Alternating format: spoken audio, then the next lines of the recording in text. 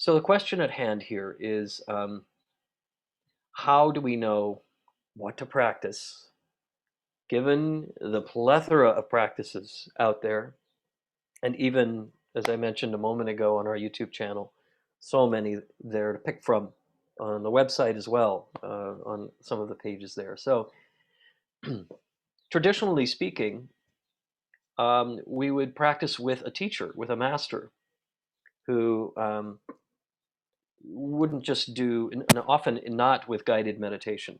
Guided meditation is something that is really sort of a product of meditation sort of moving west, where the instruction is built into the guidance. And for many people, and myself included, when I was starting, I would practice with tapes. In fact, that's how long it's been. Cassette tapes in my little Sony Walkman, of my teacher and teachers, plural. I found it enormously helpful to do this. Now, that said, um, my teacher had maybe 3 or 4 cassette tapes of meditations. So there wasn't this long list that we have now. We have access to so much information. Um, we had maybe 3 or 4. There were a couple on deep relaxation. There was one on cultivating sort of open awareness. There was one on karma burning, which is an amazing practice, something we've done here once or twice. Um, and then what was the one on samadhi, on cultivating samadhi. So that was it. I had that to work with for years.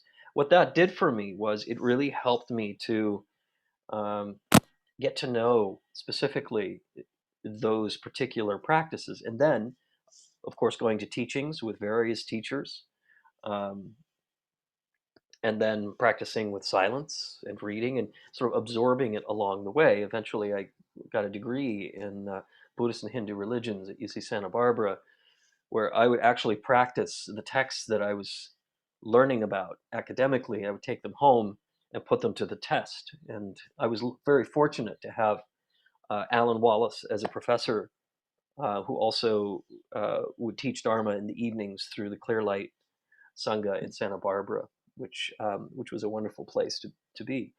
So um, anyway, the point here is that along the way, when I was starting out, we didn't have this tremendous volume of resources around meditation. So this is 20 years ago. And now you have Chris's YouTube channel with a ton of things on it. You have the website, you have all this stuff. How on earth do you know what to practice? So any of you who for whom this has been a dilemma, just sort of wave at me, wave your hand if this has happened to you. Okay, so great. Thank you for being honest. You're not alone, I assure you. Um, I was on retreat for the last week, and it was just sublime. Earlier, we had a group of our June Challenge folks. A couple of you are here, and we talked about this. And I mentioned to them it was interesting how, for me, I have a pretty set routine when I'm in solitary retreat, and yet, given the routine that I have, it involves consecrating the space and um, basically setting it up. Of course, putting on my auto notifications that I will not be available or reachable. That's an important one not to forget. And then comes the glorious and sometimes challenging endeavor of settling after a busy, busy year. For me, this was a very busy academic year at the Harvard Extension School, and also um, at Harvard Divinity School, and working with the Buddhist students, and this other thing I do called meaning making. It was a very busy year, all on Zoom. So a lot going on in life, in the world, in our band, in our group, and so on and so forth. So it doesn't take long to settle for me at this point. And yet, what I think I'm going to do on a retreat, what I sort of think, okay, this worked last time, let's see what happens this time, always ends up being a bit of a surprise. Um, The last year and a half, my practice was very much reliant on a Tibetan Buddhist deity called Mahakala. Mahakala is a wrathful deity in Tibetan Buddhism, and he's a protector. He's a protector of the space of practicing Dharma. He's a protector of those who practice Dharma and a protector of the Dharma itself, right? For me, that has been important. This whole last year and a half, when I do these retreats in particular, I do the chanting, I beat the drum, I'm invoking this quality that ultimately is one in which I contain within myself. And yet, there is this relationship to this principle that is greater than myself. It is a very powerful energy, this deity Mahakala, and I feel a huge shift. So I thought I will do this again. And as I sat and I prepared and I got the drum out of the bag and I saged the place and then I started burning incense and getting everything ready, and the flowers that you see here, these were miraculously 10 days ago and they're still like the first day. I'm not sure. Maybe the energy is decent in here. I don't know. But I sat down to do it and I realized I don't need to do this. Wow, I'm not feeling it, man. This is not something that I need to do.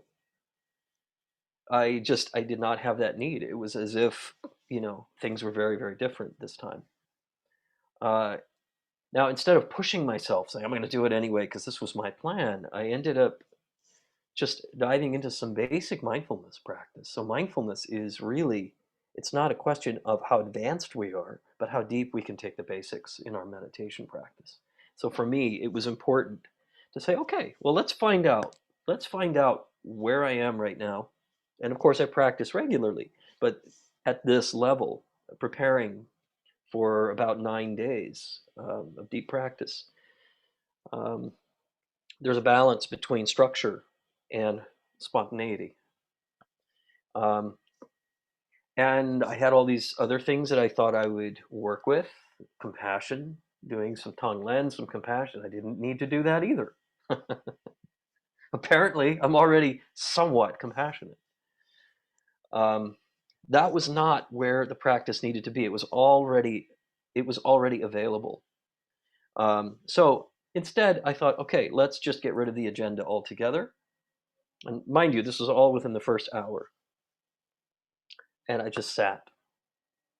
Boom. I took all that effort, all that doing, all that energy out of it, and reminded myself to just be in an utterly a place of utter simplicity, non-doing, non-thinking, non-planning, non-structuring, all that stuff. And then discover what's there. See where your meditation takes you.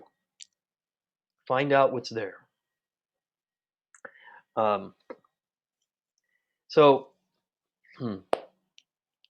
the process of coming home to the basic mindfulness practice, which we've talked about a little bit last time, and just letting yourself sort of open to mindfulness of body, mindful breathing, settling in. How is the body? Where is my body tight? Where is it open? Where is it soft? And spending time there. And then mindfulness of feelings, the second foundation. How am I doing? Where am I where am I agitated? Where am I soft? Where am I calm? Am I restless? Is the mind jumpy? No, it's pretty calm. Huh, okay. Am I feeling loving and compassionate, or am I feeling really just a lot of sort of negativity? Okay. Finding out, learning. Mindfulness of mind, the third foundation. What are the quality of my thoughts? What is the story that I'm hearing? What am I telling myself about the world or myself? All of these things. And getting to know what's there, right? There were no shoulds. There was no, hey, you should be doing this or that. This is what you normally do. I didn't need to do that. Instead, I got to the fourth foundation. Fourth foundation, some of you know this, who've been in the extension school class. I'm not going to call on you, don't worry. Last foundation, it's called dharmas, which really means insights. It's getting to know. Sometimes it's translated as mental objects. That's a very poor translation. It's really insights into what we know, what we can glean from the first three foundations about paying attention to breath and body, paying attention to feelings, paying attention to the quality of my thoughts and my emotions, all of those things. What am I learning here? And as part of that, I may feel a sense of that what we call the five hindrances, agitation or restlessness. Um, Actually, the first one is attachment or craving, clinging, aversion, things that are just sort of negative states. Um, Restlessness and or agitation in the mind, drowsiness, sleepiness, and then the fifth being doubt. Those are the five hindrances. Just doubt. Like by struggling with the first four, I start feeling like I can't practice here. That's doubt, right? Or there's nothing to this, those kinds of things. And then we progress on to other insights. Largely, what is it that I'm experiencing? I'm not doing it through this analytical mind so that the mind, the third foundation, becomes cluttered again, but rather, um, what is where is my suffering right now, and where is my freedom? Where is my suffering here, and where is my freedom? That question um, begins to open the door to see how do I respond in my practice. But it's not a formula, right? It's not something I'm thinking my way through or a should. In some traditions, we're told practice this, practice that, then do this, then do that, and you do it for 4 years, and then after 4 years, you can graduate to these yogic practices, and then you'll do that for a long time. What we call the graduated path in Buddhism, which can take lifetimes. Um, Another way is simply having access to these practices, but attuning to ourselves. We almost take ownership. We're learning how to build capacity in meditation, but not one that is filled with effort, one that is filled with responsiveness. When suffering arises, we know, I'm feeling anger.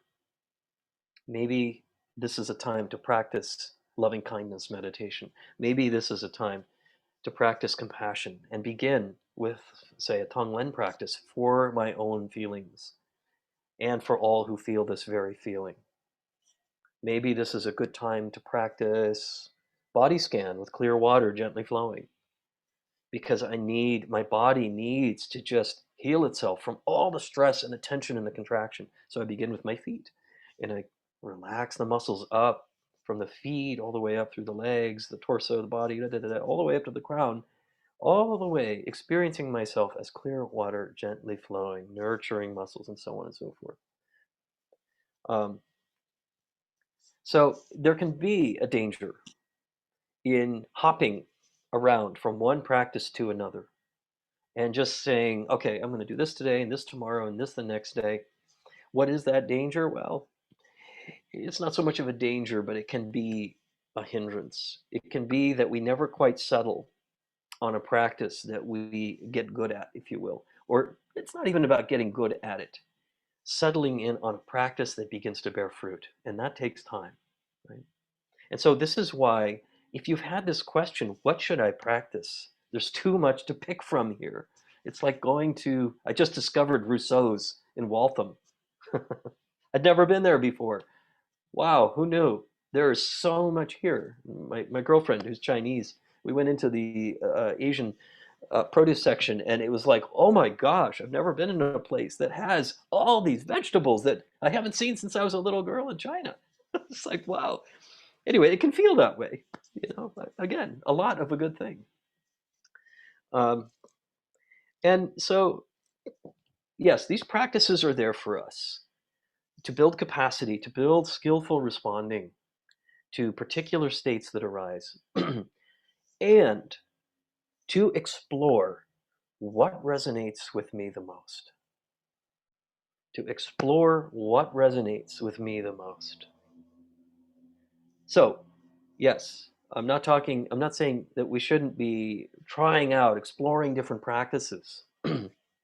But part of my agenda for you during these Sunday evenings is for you to kind of just be watchful, see what kind of attunement you feel to certain practices or certain aspects of certain practices. So for some people, the visualization stuff really works for them. I'm one of those people. I'm hugely visual. Um, For others, just direct focus on breathing, opening. They're not so good at visualization. Some people struggle with that. For some, it's about cultivating compassion, cultivating love. Um, and that comes naturally.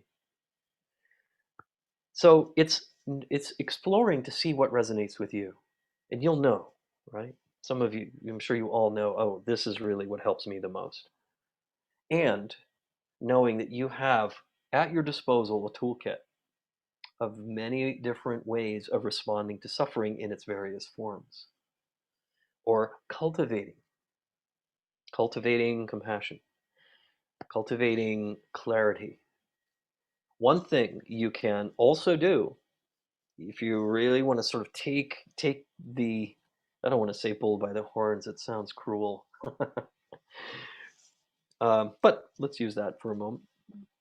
Um, if you're the kind of person that has a very strong intellect, very strong mind, certain practices will really appeal to that. Try practicing something that builds, rather than sort of a stronger intellect, that builds compassion. Go to the opposite and work with that. For some people, it's, oh, I just love doing this visualization on Amitabha Buddha. I need the deities. And then try practicing the simplicity of like a Zen practice. Just simplicity of awareness. That's it. And see what arises for you. So this is another way to not challenge yourself, but see where you are with these various practices. What we end up doing is we begin to recognize that certain practices resonate with us when we need them most. So if we're suddenly finding ourselves in a time of grief or sorrow, maybe we've been coasting along fine for years, and now all of a sudden something happens, and we really need a lifeline, an emotional lifeline. And here is this practice of cells of light, of healing, grieving. All of a sudden now it makes sense, and we soak it right in. Whereas the week before or the year before it wasn't resonating. So this bounty, this sort of plethora of practices that we have that we're actually blessed to know about and to learn about are there for us when we need them.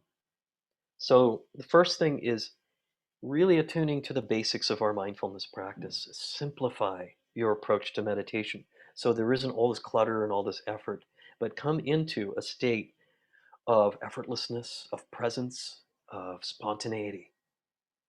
As I mentioned, my retreat began needing to be spontaneous, letting go of the agendas and the expectations and the outcomes, and just saying, okay, boom, I'm landing here. Where am I? And what needs to happen? And it's been a glorious week. I wasn't trying to, there was no shoulds here. It was just responding quietly, without effort. So if we can practice the foundations of our mindfulness, allow the mind to be clear and stable and settled, what arises from that is awareness of how we are, insight into how we are, insight into perhaps even what else is there besides life and difficulty and clutter. What else is there? That can then open the doorway. And then we realize what it is that's at the center of our experience in a given moment, and then respond accordingly with loving kindness if we feel like that's what's alive for us. We may know anyway, we may have an idea. Oh, I've been feeling kind of resentful lately, or my job has been getting me down, and I hate all the people I'm working with, or whatever. And then, great, maybe some metta practice or some compassion practice. But it's for those times where we're just not sure. There's so much to pick from, and um, practicing with what is there in the moment makes sense. So the insight, the fourth foundation of mindfulness, can lead us there. It can tell us what's going on and what we may need to respond with. Does that make sense? Yeah. If you find that you resonate really well with something like green Tara or white Tara, or Amitabha Buddha, who has been very present for me in this retreat for some reason. I even wrote a song. I was expecting to write some poetry, and I'm working through on a story that is kind of a spiritual story, a very clever, funny kind of story. At least my ego thinks it's clever. It's about ego too. So none of that happened. I was not. I just it wasn't there. What was there was writing a song about Amitabha Buddha, and I wrote a song about this process, and it was. You will hear it one day. It's a. I think it'll be a good song for our group. Um, and so that was fine. It's all good.